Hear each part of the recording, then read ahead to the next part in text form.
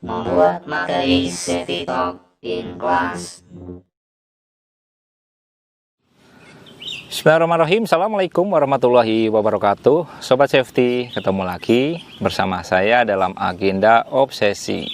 Ya, obsesi kita kali ini bertema bagaimana sih menyiapkan materi safety talk in class dalam tempo yang singkat agar materinya nendang, ya, teknisnya bisa membantu membuat persepsi personil yang kita sampaikan cepat paham dan efektif.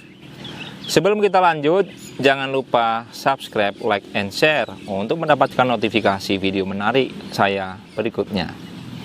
Nah, Sobat Safety, di video perdana saya membahas bagaimana sih tentang teknik safety talk yang mumpuni. Nah, sekarang saya akan kembangkan ya Sobat Safety, bagaimana sih kalau kita safety talk di kelas ya, sajiannya bisa cakep ya. Yang pertama, kita siapkan dulu materinya ya.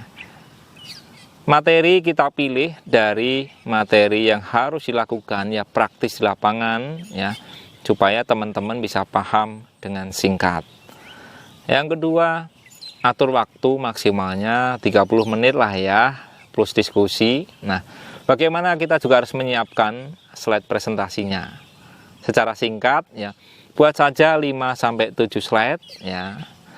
Per masing-masing slide ya maksimal 7 baris ya. Tapi ingat ya, kita harus menguasai materinya supaya saat menyampaikan dalam proses sisi penyampaian di kelas ya, kita bisa lebih interaktif ya, libatkan diskusi ya, kalau perlu buat tambahan ya berupa video ya, untuk memberikan edukasi agar materinya nendang, mudah diterima, efektif dan masuk ke dalam hati teman-teman yang kita ajak safety talk ya.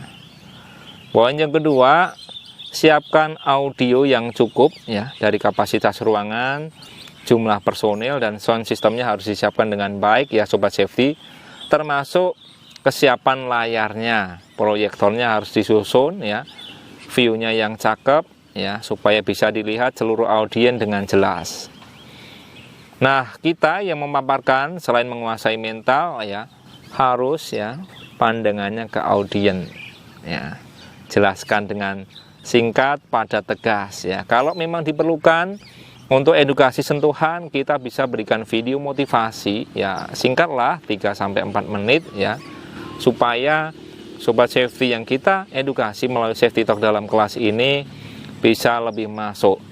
Terbukti saya juga sudah mencoba ya, pengalaman ini dari beberapa tempat yang sudah saya lewatin, ternyata teman-teman ini sangat appreciate ya, senang dengan diskusi, Pak, ini jadi lebih kualitas, saya juga lebih gampang nerimanya karena ada visualisasinya, ada tanya jawabnya.